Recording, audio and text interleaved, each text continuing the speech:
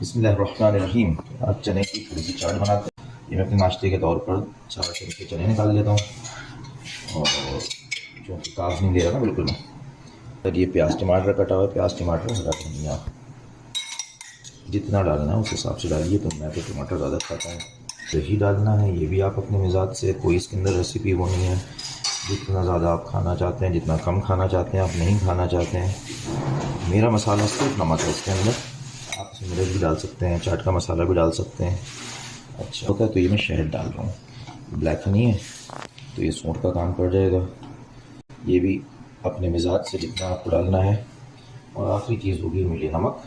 اور نمک جو ہے میں یہ پنک سالٹ ہے. یہ پنک سالٹ ہمارے طیب بھائی کی برانڈ ہے. یہ پنک سالٹ اجوا کے نام سے ہے. یہ جزاک اللہ خیر. Thanks for watching. السلام علیکم ورحمۃ اللہ وبرکاتہ.